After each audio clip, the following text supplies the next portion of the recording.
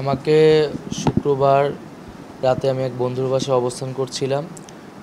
শনিবার দিবাগত রাতে 2টা থেকে 3টা নাগাদ সেই বাড়িতে প্রায় 20 থেকে 30 সদস্যের একটা টিম ডিবি পুলিশ পরিচয়ে গেট ভেঙে ঢুকে আমাকে সেখান থেকে তুলে নিয়ে যায় এবং তারা গাড়িতে উঠিয়ে আমার চোখে 3-4 স্তরে কাপড় বিশিষ্ট একটি পর্দা লাগিয়ে দেয়, চোখ বেঁধে ফেলে এবং আমার হাতে হ্যান্ডকাপ পরানো হয় এবং আমাকে পরবর্তীতে তারা গাড়ি চালিয়ে একটি বিল্ডিংয়ে নিয়ে একটি রুমে নিয়ে যায় এবং আন্দোলন সম্পর্কিত নানা জিজ্ঞাসাবাদ করে যে আন্দোলন আমরা কেন করছি, এই আন্দোলনের উদ্দেশ্য কী, আমরা কেন কর্মসূচি প্রত্যাহার করছি না, এবং পরবর্তীতে আমার উপর মানসিক এবং শারীরিক নির্যাতন তারা শুরু করে এবং এক পর্যায়ে আমি সেন্সলেস হয়ে যাই এবং এরপরে আমার সেখানে কোনো স্মৃতি নাই। আমি আজ সকালে 4টা থেকে 5টা নাগাদ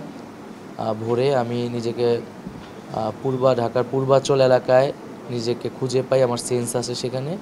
পরবর্তী দেখি সেটা জলছিরি পূর্বাচল এলাকা। আমি সেখান থেকে আমি বাসায় আসি এবং পরে আমার পরিবারের সদস্যরা আমাকে হাসপাতালে নিয়ে আসে। আমার 2 হাত 2 কাঁধ এবং আমার বাম পা দীর্ঘ ক্ষত হয়েছে সেখানে। মানসিকভাবে আমি ট্রমার ভিতরে আছি।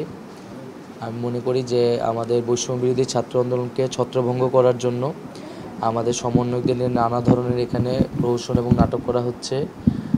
এখানে আমাকে গুম করা হয়েছিল, অন্যদেরকে নিয়ে মিডিয়ায় নানা ধরনের বিভ্রাট তৈরি করা হচ্ছে, নানা ধরনের বিভাজন সরকারের জায়গা থেকে তৈরি করা হচ্ছে, আমাদের একতাকে নষ্ট করা হচ্ছে এবং ইন্টারনেট না থাকার কারণে এবং নিরাপত্তা সংকট থাকার কারণে আমরা একসাথে বসতে পারছি না, একসাথে আমরা যোগাযোগ করতে পারছি না।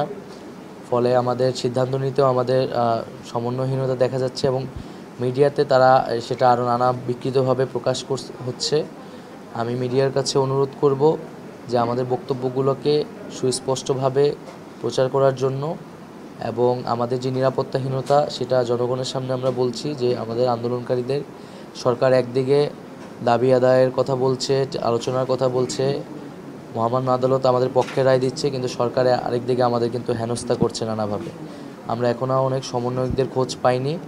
দ্রুত সময়ের মধ্যে আমরা আমাদের সমন্বয়কদের সন্ধান চাই এবং সকলের নিরাপত্তা নিয়ে আমরা আমাদের ক্যাম্পাসে প্রবেশ করতে চাই।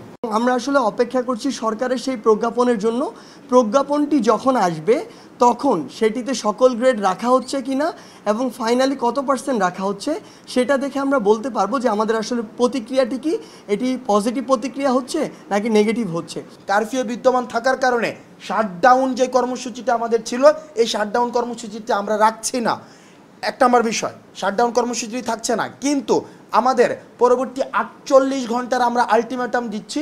এই 48 ঘন্টা আলটিমেটামের মধ্যে আমাদের যে ডিজিটাল ক্র্যাকডাউনটি যে রয়েছে, ইন্টারনেট সংযোগ বিচ্ছিন্ন করা হয়েছে, আমরা চাই এই 48 ঘন্টার মধ্যে আমাদের ইন্টারনেট সংযোগটি আবার সচল করা হবে এবং এই 48 ঘন্টার মধ্যে আমাদের ক্যাম্পাসে যে আইন শৃঙ্খলা রক্ষাকারী বাহিনীদেরকে সেখানে রাখা হয়েছে তাদেরকে বাদ দিয়ে নিরাপত্তা নিশ্চিত করে আবাসিক হলগুলোকে খুলে দিতে হবে এবং সেইখানে শিক্ষার্থীদের আসার ব্যবস্থা করে দিতে হবে। এবং তৃতীয়ত যে দাবিটা সেটা আমাদের সমন্বয়কদের মধ্যে নিরাপত্তা ঝুঁকি রয়েছে। আমরা ফোন বন্ধ করে বিভিন্ন জায়গায় এখন থাকতে হচ্ছে, আমরা আমাদের লোকেশনকে আমরা ডিসক্লোজ করতে পারছি না, যেহেতু আমরা শাটডাউন তুলে নিচ্ছি। সুতরাং আমরা সরকারের কাছে আমরা আহ্বান জানাবো এই 48 ঘন্টার মধ্যে কারফিউ যেটি রয়েছে সেই কারফিউটিকে তুলে দিয়ে স্বাভাবিক জনজীবনকে নিশ্চিত করতে হবে।